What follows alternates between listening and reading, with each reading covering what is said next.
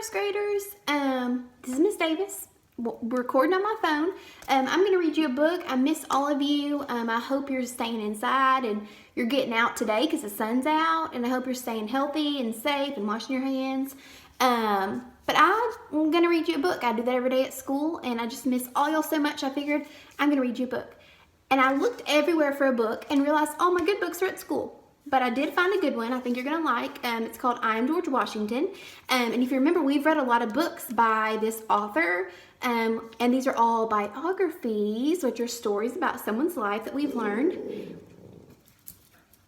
That was Lulu. So I'm going to read, this is about George Washington. I know we've read some about Abraham Lincoln and Rosa Parks and Martin Luther King. So I'm going to read about George Washington. I am George Washington. And if you remember, we learned where he lived, and this must be Mount Vernon.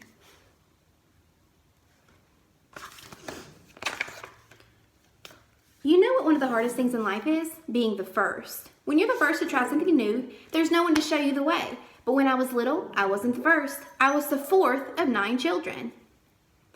That's a lot of brothers and sisters. How do you think I learned how to deal with people fighting?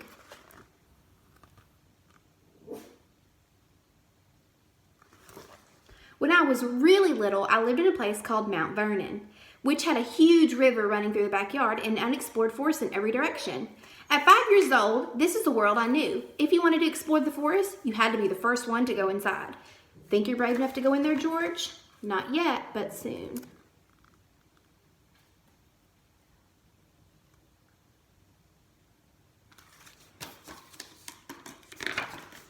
People will tell you that I was a perfect boy. They'll say I didn't tell a lie after I chopped down the cherry tree. But that cherry tree story isn't true. Like most boys back then, I liked swimming, fishing, and riding horses. I was a decent athlete, but nothing spectacular. Mostly, I was an ordinary kid.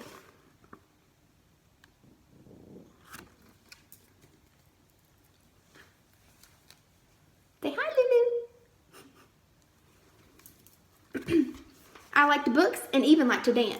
I was great at it. In school, my best subject was math. I was pretty good at writing, but I always was a terrible speller. You spell beginning wrong, and harvest too. Don't you realize I'm going to be one of the world's best leaders? I believe that's almost as much as I believe you're a great dancer. So remember, we know these words up here, this is all true, but our author added some little speech bubbles just to make us laugh and make us enjoy the story some more. But remember when I said that it was hard to be the first? It's easier when there's someone showing you how it's done. This is my brother Lawrence. Remember, that's who he lived with when he was growing up. He was 14 years older than me. No one had a bigger impact on my life. What are you wearing? My military uniform, so I can fight for our country. Like you like it? It's amazing.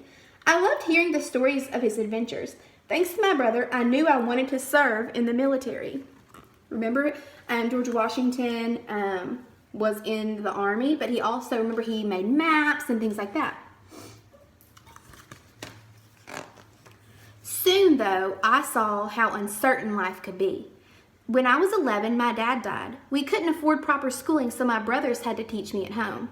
I didn't go to high school or college, but I was committed to learning and building myself. You spelled it wrong, then I'll do it again. As a boy, I copied all the rules from a book of virtues. There were 110 in all. Number 11, don't gnaw your nails. Number 12, don't stand too close to people when talking or you'll spit on them. Number 100, don't use a fork or knife to clean your teeth. Instead, use a toothpick. The most important was the first one. Every action done in company ought to be done with some sign of respect. I guess that one covers spitting on people too.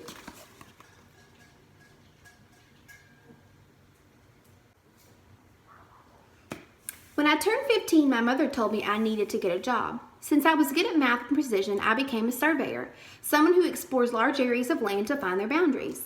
At 16, I went with a wealthy family called the Fairfaxes to survey the Blue Ridge Mountains. There were no roads.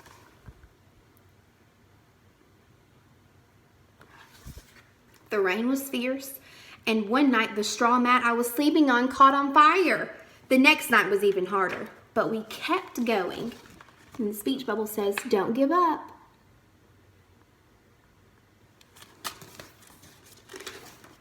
There was something special in treading a new path, something beautiful in doing what no one had ever done before.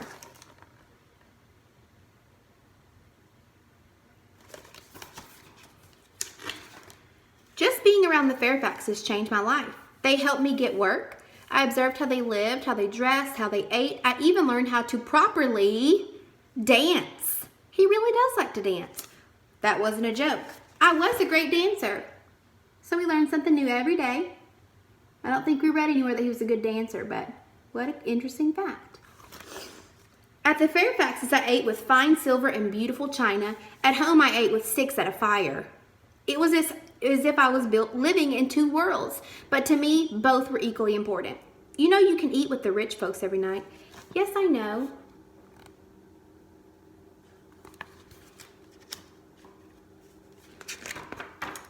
When I got older, I joined the military. In my first big battle, I was on the British side, fighting against the French and Native Americans. I was nearly shot 4 times. 4 musket balls ripped through my clothing, but nothing could stop me. While others were screaming, I raced across the battlefield, keeping people calm.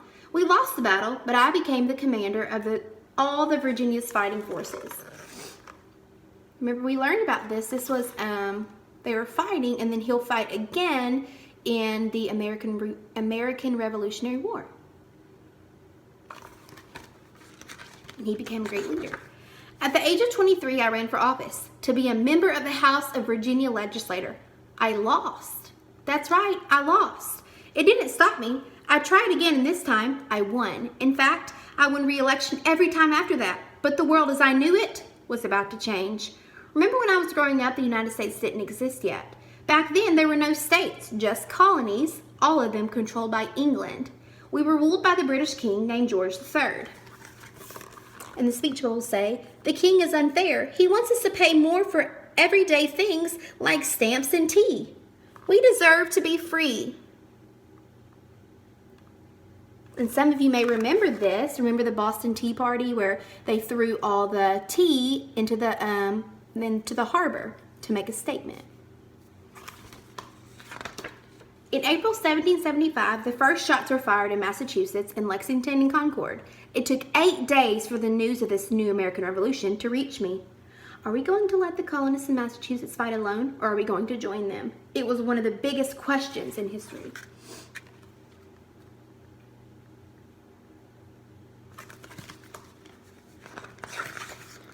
The answer came at a meeting called the Second Continental Congress. Our 13 colonies decided we would fight together against King George III. All we needed was a leader for the battle. Guess who they chose? Looks like you're in charge. Some say it was because I was a natural leader. Some say it was simply because I was taller than everyone else. But let me tell you a secret. I was the only one wearing a military uniform. It wasn't an accident. On that day, I came ready to lead, ready to do the job, ready to be the first.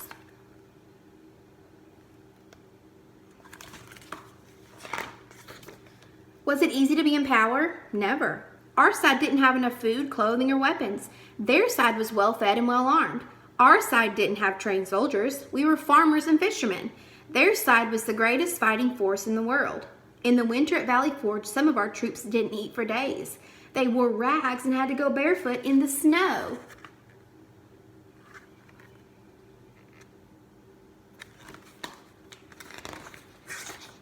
So how'd we win? We were smarter. We wrote plans in invisible ink so the British couldn't read them. Cool, right? Invisible ink. My code name was 7-Eleven.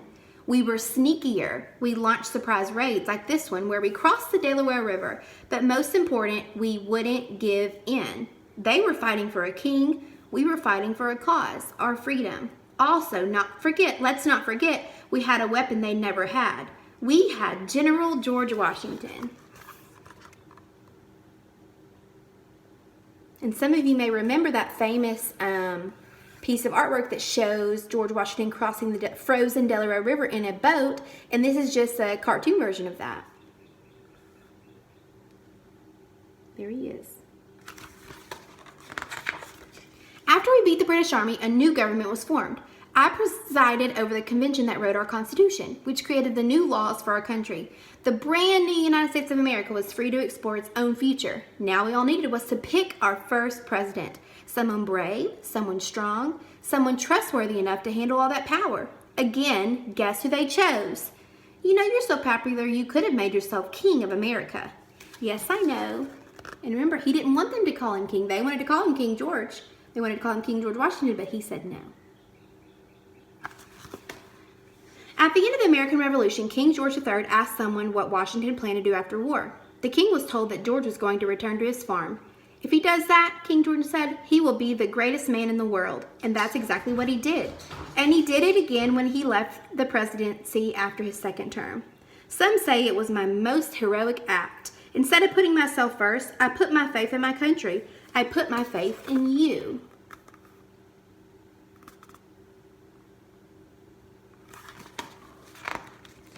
In life, there are many ways to lead. You can be a quiet leader, a tough leader, a bold leader, but leadership isn't about being in charge. It's about taking care of those in your charge. When you're in a position of power, you always look out for those who put their faith in you. And always forge your own road, because sometimes the most important trail is the one no one has ever taken before. When you do those things, you will clear a path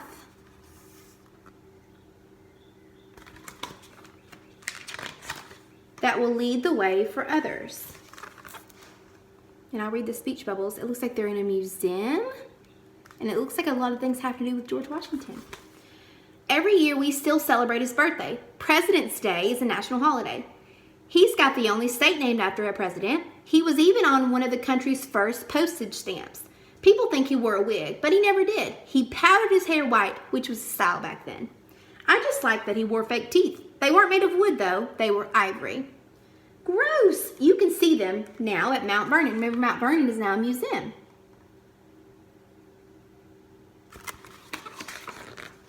Leadership doesn't come from charisma or personality. It comes from courage. The courage to do what's right, the courage to serve others, the courage to go first. I am George Washington. Today they call me the father of our country. I have the courage to do what no one has done before.